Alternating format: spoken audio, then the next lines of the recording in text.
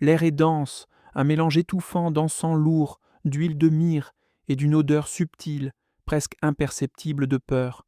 La seule lumière est celle des faibles rayons du crépuscule, filtrés à travers d'épais rideaux de soie, teignant la chambre d'une couleur ambre maladive.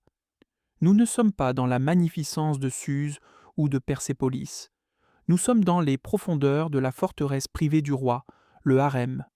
Les doigts des servantes se déplacent rapidement sur la police. Elles appliquent de l'huile parfumée. Leurs mains tremblent, mais ce n'est pas à cause du froid. La jeune fille, qui est préparée, est à peine une enfant.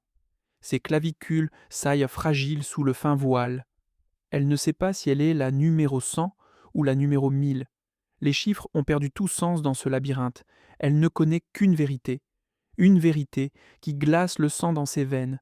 L'homme qui l'attend dans la chambre adjacente n'est pas seulement le roi des rois, pas seulement le souverain de millions d'âmes de l'Inde à la Grèce, pas seulement l'incarnation terrestre d'Ahura Mazda, il est aussi son père. À l'extérieur, l'Empire perse est la merveille du monde, une colossale machine de conquête et d'administration. Xerxès. Premier, le roi des rois possède des richesses inimaginables et le pouvoir absolu sur la vie et la mort. Mais le pouvoir, lorsqu'il atteint le niveau absolu, ne gouverne pas seulement des territoires, il corrompt aussi l'âme. Il exige des transgressions de plus en plus grandes pour se sentir vivant. Et derrière les murs plaqués d'or, dans les chambres gardées par des eunuques où la loi des hommes ne peut entrer, le pouvoir absolu s'était transformé en dépravation absolue. Ce n'est pas une histoire de grande bataille, c'est l'histoire d'une prison déguisée en soi et d'un crime enterré par son propre arbre généalogique. Un secret que les historiens grecs de l'Antiquité n'osaient que murmurer, mais qu'ils n'osaient jamais écrire clairement. Pour comprendre la chute de Xerxès, nous devons comprendre la machine qu'il a créée. Le harem royal perse n'était pas simplement un lieu de plaisir, c'était une institution politique complexe, un État dans un autre État, opérant sous ses propres lois secrètes. Lorsque Xerxès hérita du trône de son père, Darius le Grand, il n'hérita pas seulement de territoire, il hérita de ce système de contrôle. Le harem était un outil de pouvoir. Il était situé dans les entrailles du palais, conçu pour que personne ne puisse y entrer sans permission et que personne ne puisse en sortir. Des couloirs longs et interminables, de lourdes portes de cèdre, des jardins intérieurs où la lumière du soleil restait piégée. À l'intérieur vivaient des centaines de femmes, une mosaïque vivante des conquêtes de la Perse. Il y avait des princesses de royaumes vaincus, envoyées en garantie de paix. Il y avait des filles de nobles Perses, offertes en tribut, pour assurer la loyauté de leur famille. Il y avait des danseuses, des musiciennes et des concubines de chaque province. Chacune avait un rôle dans une hiérarchie rigide. Elles étaient la propriété de l'Empire. Et qui administrait cette prison luxueuse? Les eunuques, des hommes à qui on avait retiré la capacité d'engendrer, et avec elle toute loyauté envers une lignée ou une famille propre. Leur unique loyauté appartenait au roi. Ils étaient les administrateurs, les espions, les gardiens et parfois les bourreaux. Ils contrôlaient l'accès, la nourriture, les bijoux, le calendrier des visites et, le plus important, ils contrôlaient l'information. Chaque femme qui entrait dans le harem passait par un processus de préparation méticuleux. On leur enseignait les arts érotiques, la musique, la danse et la conversation raffinée. Certaines, par l'intimité, pouvaient influencer les décisions du roi, mais c'était un jeu mortel. La compétition était féroce. Un murmure au bon moment pouvait élever une femme au rang d'épouse principale. Un regard mal placé pouvait signifier la mort immédiate. C'était un monde de conspirations silencieuses, de sourires faux et de dagues cachées dans des manches de soie. C'était la prison parfaite, une cage dorée, où les recluses étaient vêtues des tissus les plus fins et nourries des mets les plus exquis, mais où elles avaient perdu définitivement leur autonomie. Et dans cette cage avait commencé à germer une nouvelle tragédie, une que même les architectes du système n'avaient pas tout à fait prévue. C'est alors que des enfants commencèrent à naître entre ces murs. Lorsqu'une concubine dans le harem tombait enceinte et donnait naissance à une fille, Le destin de cette créature était scellé dès son premier cri. Ses filles, filles biologiques de Xerxès, grandissaient entre les mêmes murs qui emprisonnaient leur mère. Elles étaient des princesses, mais sans statut. Contrairement aux filles des épouses principales, elles n'étaient pas préparées à des mariages dynastiques avec des princes étrangers ou des nobles perses. Leur position flottait dans une terrifiante zone grise, porteuse de sang royal, mais considérée comme faisant partie de la collection du harem.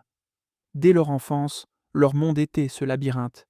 Elles observaient leur mère et des centaines d'autres femmes vivant dans une attente perpétuelle, attendant l'appel du roi.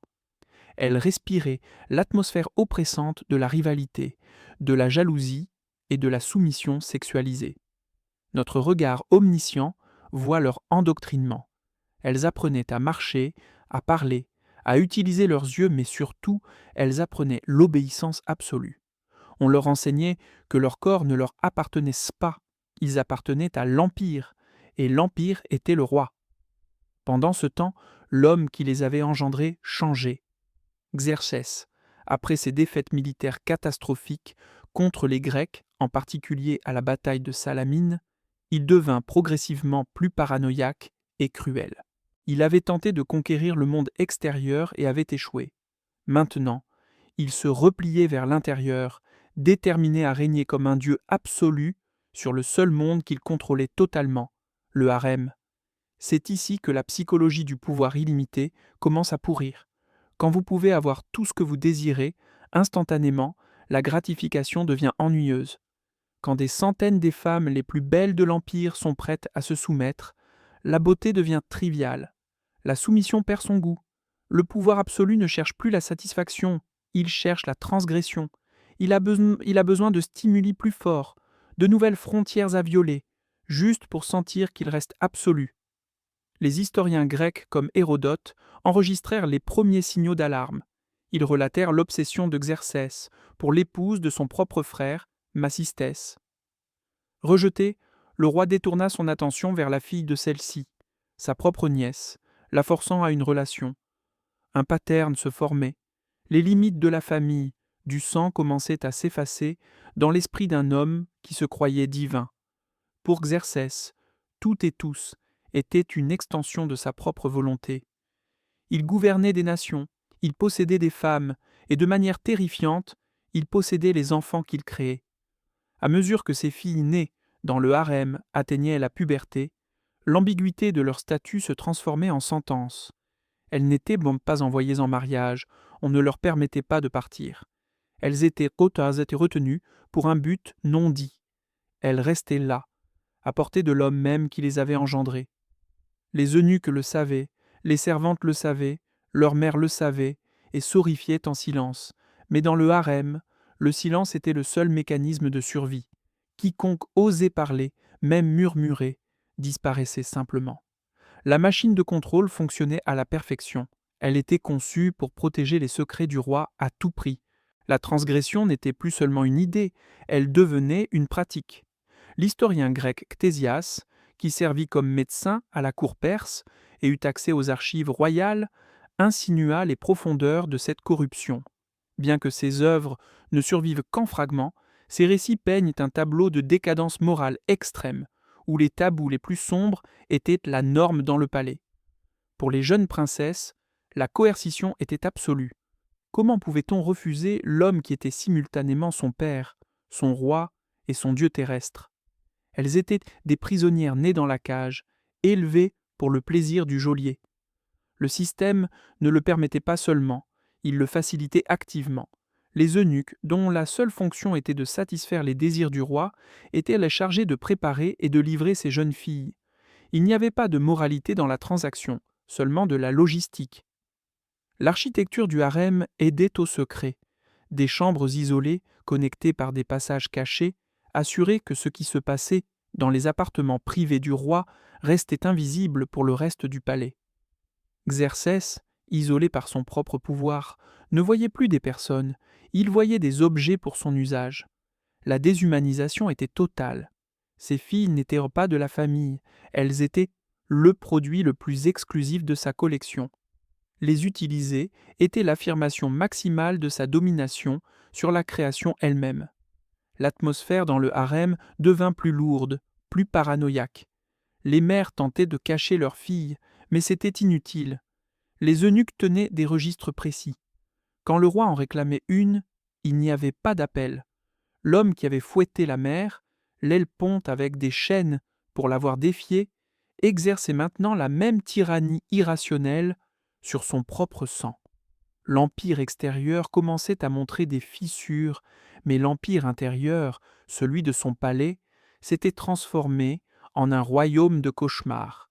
Même dans les sociétés anciennes, avec des standards moraux vastement différents des nôtres, l'inceste entre père et fille était le tabou universel. En Égypte, les pharaons se mariaient avec leurs sœurs. Dans la Perse elle-même, la coutume appelée xwedodar, mariage consanguin, pouvait permettre des unions entre cousins ou même demi-frères pour préserver la pureté de la lignée. Mais la relation père-fille était la dernière frontière, une ligne que même les tyrans les plus brutaux osaient rarement franchir. Pour Xerxès, c'était précisément l'attrait. Briser le tabou suprême était l'affirmation du pouvoir suprême. Cela démontrait qu'il était véritablement au-dessus de toute loi humaine, naturelle et divine. C'était le seul acte qui restait à un homme qui possédait tout pour sentir qu'il pouvait encore prendre quelque chose d'interdit. La chambre est étouffante de parfums. La jeune fille, la fille du roi, est conduite à l'intérieur. Les eunuques montent la garde dehors. Leurs visages sont des masques de pierre. Ils entendent tout, mais ne traitent rien. Ce sont des murs qui respirent. Notre regard omniscient se concentre sur la psychologie de la victime. Le concept de consentement n'existe pas. Comment quelqu'un peut-il rejeter l'homme qui détient le pouvoir littéral de la vie et de la mort sur elle? Un homme qui est en même temps son père, son roi et son Dieu. Elle a été entraînée pour cela depuis sa naissance. Toute sa vie et le système complet qui l'entoure ont été conçus pour la conduire à ce moment précis. La soumission a été industrialisée. Ce n'est pas un choix, c'est une fonction programmée. Pour Xerxès, c'est le pinacle de la possession. Il ne s'agit pas de luxure, pas au sens simple, il s'agit d'un solipsisme absolu.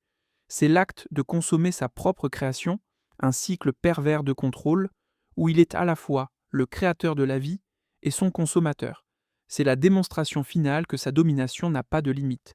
Les sources historiques grecques, qui méprisaient Xerxès et les Perses, enregistrèrent les fragments de cette vérité. Elles obtinrent des informations de déserteurs, d'espions et de nobles Perses tombés en disgrâce. Elles murmurèrent que dans ces dernières années, Xerxès ne faisait plus de distinction. Son esprit, usé par le pouvoir illimité et l'humiliation militaire en Grèce, s'était effondré en un trou noir de dépravation. Tandis que l'empire extérieur se fissurait, le roi était occupé à consolider son empire de corruption interne. Il négligea les affaires d'État. Les gouverneurs provinciaux, les satrapes, commencèrent à abuser de leur pouvoir. L'armée perdit son moral. Le colosse perse vacillait. Le harem, qui fut autrefois le symbole vibrant de sa portée et de son pouvoir, était maintenant devenu le tombeau de sa santé mentale. Et dans ce tombeau, d'innombrables jeunes vies étaient écrasées dans un silence rituel. Les filles que l'histoire ne nommerait jamais, brisées par leurs propres géniteurs, se transformaient en fantômes errants dans leur propre maison, témoins muets de la chute morale de l'homme le plus puissant de la terre. Un système, construit sur la peur et le secret, se dévore inévitablement lui-même. L'effondrement était inévitable. En l'an 465 avant Jésus-Christ, la patience de l'élite perse s'était épuisée. La mort de Xerxès ne vint pas du champ de bataille en Grèce. Elle vint du cœur de son propre palais, de sa propre alcôve.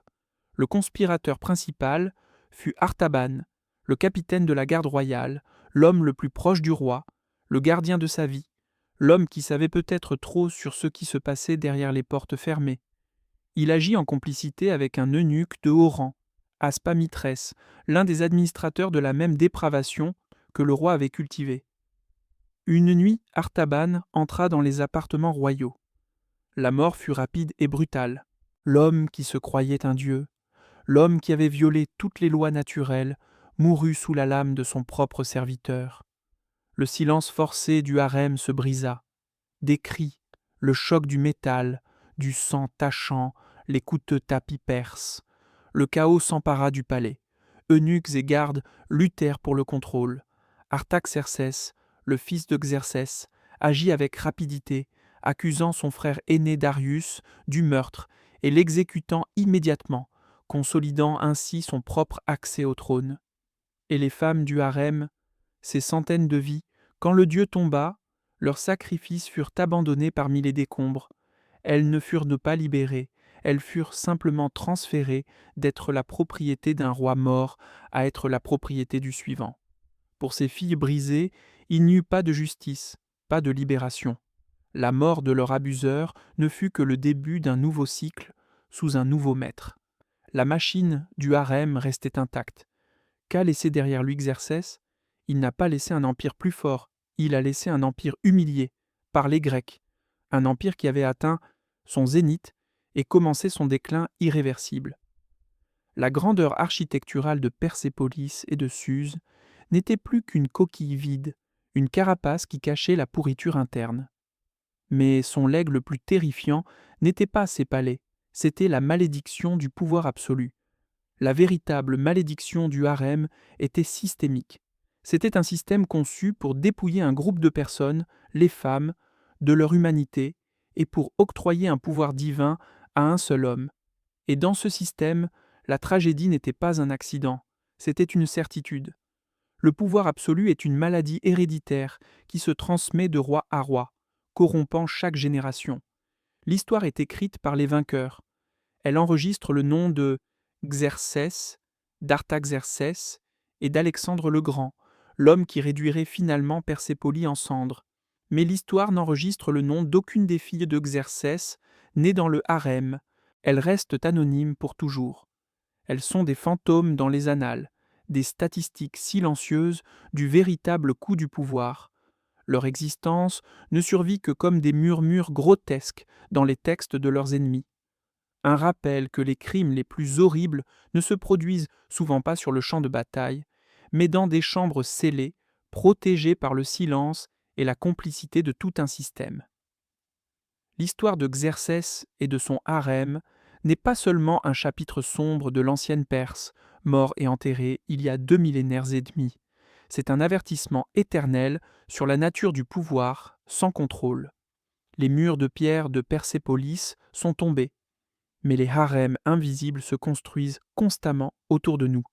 Ils s'érigent partout où le pouvoir se concentre de manière absolue, partout où la transparence est niée et partout où un groupe de personnes est dépouillé de son humanité et traité comme une propriété. L'histoire officielle est écrite par les gouvernants. Nous ne connaissons que ce qu'ils ont voulu que nous sachions. La vérité des victimes, les secrets des chambres fermées, restent presque toujours enterrés. Quelle est, selon toi, la vérité la plus sombre sur les dynasties anciennes que l'histoire officielle a tenté d'occulter? Quels autres crimes ont été oubliés sous la poussière dorée des palais? Commente ci-dessous quelles histoires cachées tu aimerais que nous investiguions. L'histoire n'a pas été écrite par ses victimes, mais c'est notre responsabilité de trouver leur voix. Partage cette vidéo pour nous aider à exposer les recoins sombres que le pouvoir a toujours voulu garder secrets.